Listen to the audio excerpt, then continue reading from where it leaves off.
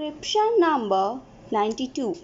This question, sir, in my humble opinion, should be viewed from a different angle from which it was looked at and discussed here yesterday. It is true that it is correct in principle that the railways, whose entire capital at charge is drawn from the general revenues, should be able to make a good contribution to the general revenues. But in applying this principle, care must be exercised.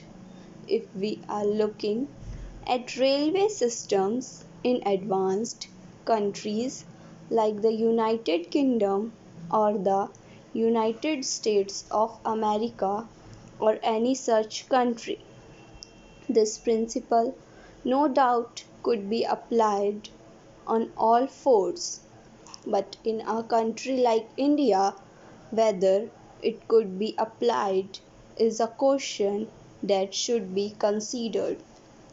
It was argued that the railways have a long history, and because they have long been an established concern, they should now be able to contribute to the general revenues. Although it is true that the railways are a long established concern, still the circumstances under which the railways were run are not being examined here. The railways, as we all know before independence, were run not on a welfare state basis, but they were run on the system of strategic lines. When the railway lines in India were formed, it was not the question of developing economic resources. It was not the question of linking up industrial centers. It was not the question of linking up the railway system with pilgrim centers or centers of density that prompted the authorities, the private companies, to start railways in India. But it was a strategic concern of the British government then that prompted these companies to form railways. The question of arriving at a correct pattern of railway system from the point of view of developing and exploiting the natural resources of the country, from the point of view of developing the backward areas of the country, is still there to be examined and to be attended to. Well, from this point of view, as anybody can see, there is much scope for developing the railways. In fact, there is so much pressure on the Honorable Railway Minister for new lines that one will be at a loss as to where to find the resources from. They have undertaken in the second part of the 5-year plan to construct new lines of 1500 kilometers in length.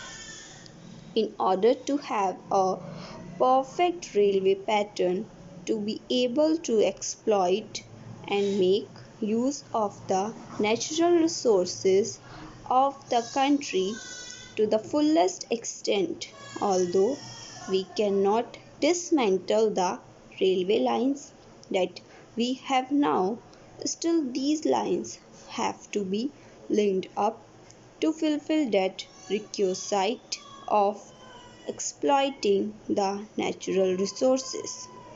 So, my point in bringing out these arguments is to show that the railways have a full development program on their hands and they need funds.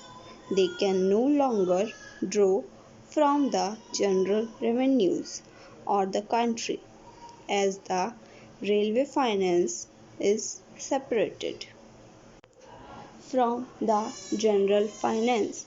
They have to obtain the resources that are required for development either by loan or otherwise. There is the other need also to be examined in this connection, the need of passenger amenities. Both inside this House of Parliament as well as outside, it has been agitated that passenger amenities are required to be given in a larger and larger number. The second class passengers before independence did not get adequate amenities. In fact, the condition of the bogies, the condition of the waiting rooms, the condition of catering facilities, and the condition of housing, all these things need much attention. Although the railways have now taken up the amenities program and according to the recommendation of the convention committee, we are now earmarking rupees 3 crores per annum for this purpose. Still, I think it is totally inadequate. The railway administration has now recognized the fact that greater and greater passenger amenities are to be given, but they are not going on the right lines. I may make this statement clear by saying that they are not following proper lines with regard to the amenities that are to be given. I will take just one example and point out how they fall short of the requirements. Well, the question of providing waiting halls for second class passengers has been a much mooted question and it naturally gets a top priority in the amenities program. Well, the so called waiting halls that are now provided are like this. The halls are there, the exit gate from the platform opens into the hall, and the entry gate into the platform opens into the hall. So much so that, in fact, the hall is only a passage when people come and go. How can the second class passengers take rest here? That is a question which I have not been able to understand.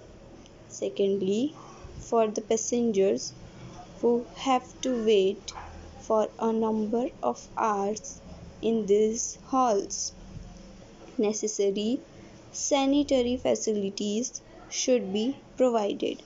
Now, the sanitary arrangements may be inside the platforms where the waiting passengers cannot go, and if they go and commit nuisance outside, the policemen will be there to haul them and prosecute them under the police regulations for committing nuisance. So it is not imagined that when passengers are required to wait for 10 hours or 12 hours in these waiting halls, they should have some bathroom facilities as we have for first class or for higher class passengers. That thing has not been visualized even for our cattle sheds in our houses. We have doors and windows, but here for these second class waiting halls there is neither a door nor a window nor an enclosure. This I say to draw the attention of the authorities to think of these amenities in their proper proportion. Their estimate of the requirements of funds for these amenities is an underestimate. The needs for increasing the amenities are large. Thank you.